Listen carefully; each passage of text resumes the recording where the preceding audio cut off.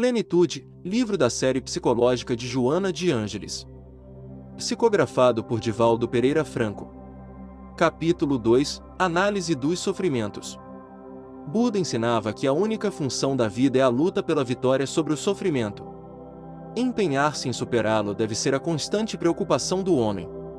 Após tentá-lo mediante o ascetismo mais austero e as disciplinas mais rígidas, o jovem Gautama afastou-se do monastério com alguns candidatos desanimados e foi meditar calmamente, logrando a iluminação. Estabeleceu a teoria do caminho do meio para alcançar a paz. Nem mais a austeridade cruel, nem as dissipações comuns, mas o equilíbrio da meditação. Voltou-se então para a libertação dos homens e estabeleceu as 4 nobres verdades: o sofrimento, suas origens, a cessação do sofrimento e os caminhos para a libertação do sofrimento. Segundo as suas reflexões, o sofrimento se apresenta sob 3 formas diferentes: o sofrimento do sofrimento, o sofrimento da impermanência e o sofrimento resultante dos condicionamentos. O sofrimento do sofrimento é resultado das aflições que ele mesmo proporciona. A dor maceira os sentimentos, desencoraja as estruturas psicológicas frágeis, infelicita, leva a conclusões falsas e estimula os estados de exaltação emocional ou de depressão, conforme a estrutura íntima de cada vítima. Apresenta-se sob 2 aspectos, físico e mental, na imensa área das patologias geradoras de doenças. Nesse caso, o sofrimento é como uma doença e resultado dela. As doenças, porém, são inevitáveis na existência humana, em razão da constituição molecular do corpo, dos fenômenos biológicos a que está sujeito nas suas incessantes transformações. A abrangência da ação da matéria sobre o espírito, particularmente nos estágios mais primitivos, enseja sofrimentos constantes em face das doenças físicas contínuas e das distonias mentais frequentes.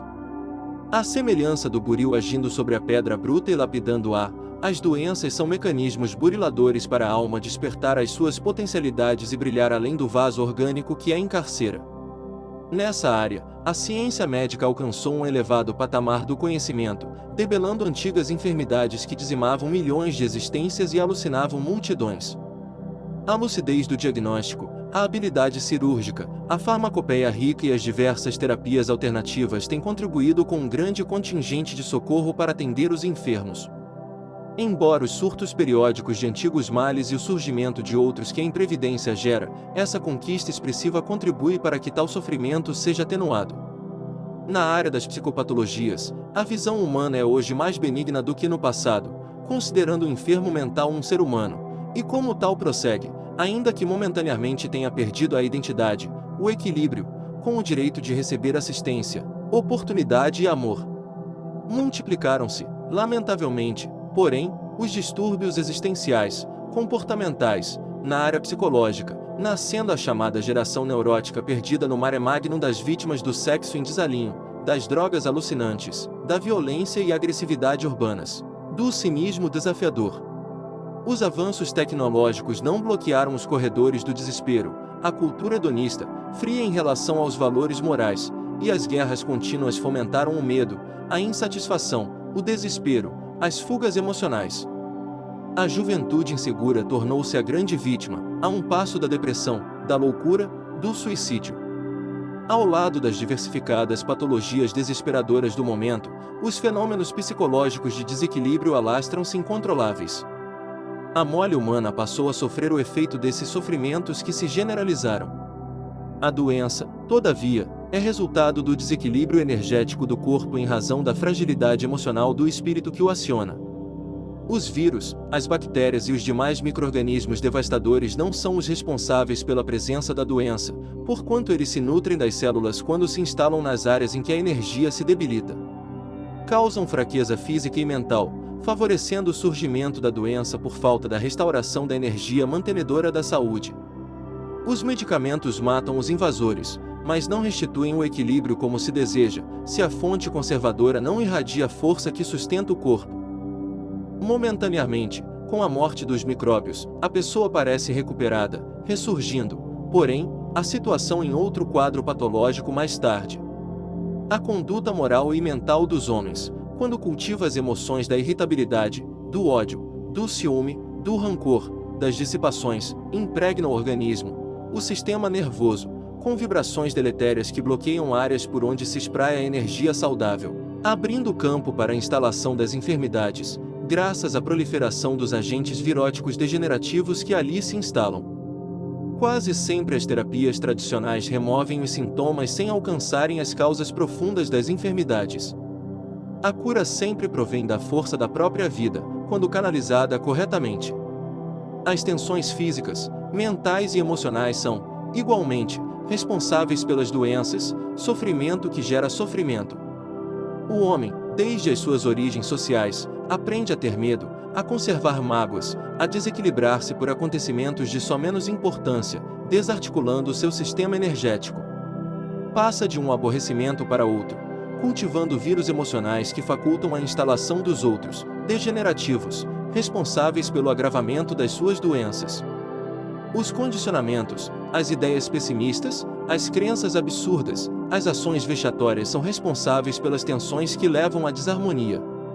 Evitando essas cargas, o sistema energético imunológico liberará de doenças o indivíduo, e a sua vida mudará, passando a melhorar o seu estado de saúde. As causas profundas das doenças, portanto, estão no indivíduo mesmo, que se deve autoexaminar, autoconhecer-se a fim de liberar-se desse tipo de sofrimento. De imediato ao prazer que gera sofrimento. O cotidiano demonstra que a busca insaciável do prazer constitui um tormento que aflige sem compensação. Quando se tem a oportunidade de fruí-lo, constata-se que o preço pago foi muito alto e a sensação conseguida não recebeu retribuição correspondente.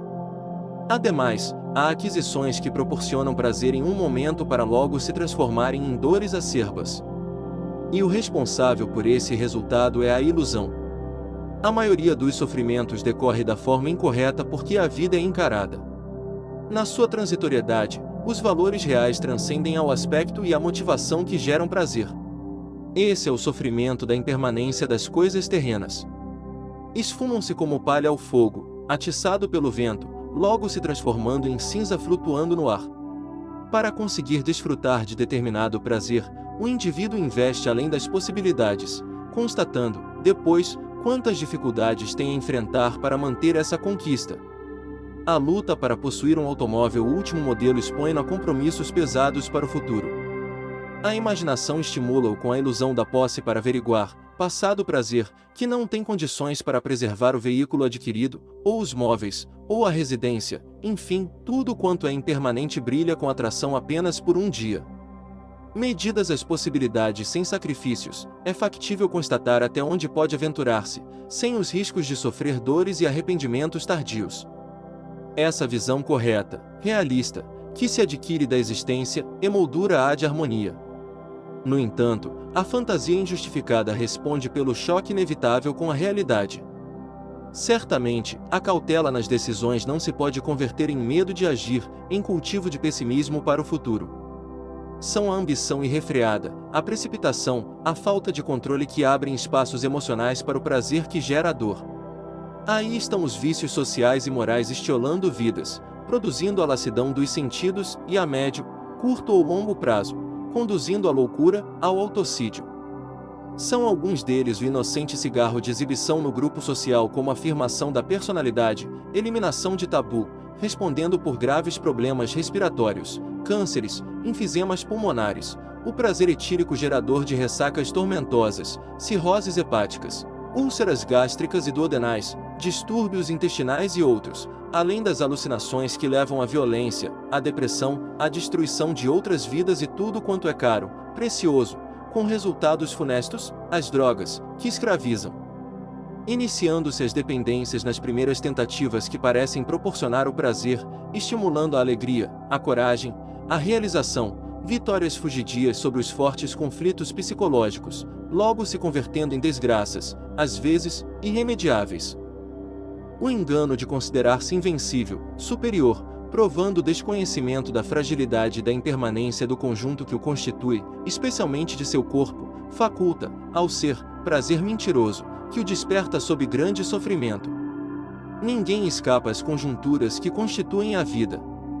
Programada de forma a educar e fortalecer, seus aprendizes não a podem burlar indefinidamente. Enfrentar as vicissitudes e superar os valores indicativos de prosperidade, de prazer injustificável, eis como poupar-se ao sofrimento. É certo que um número significativo de prazeres se apresenta, sem riscos de converter-se em fator afligente. O sofrimento, portanto, quando se tem dele consciência, é facilmente evitável. O sofrimento resultante do condicionamento abarca a educação incorreta, a convivência social pouco saudável, que propiciam agregados físicos e mentais contaminados. A escala de valores, para muitos indivíduos, apresenta-se invertida, tendo por base o imediato, o arriscado, o vulgar e o promíscuo, o poder transitório, a força, como relevantes para a vida.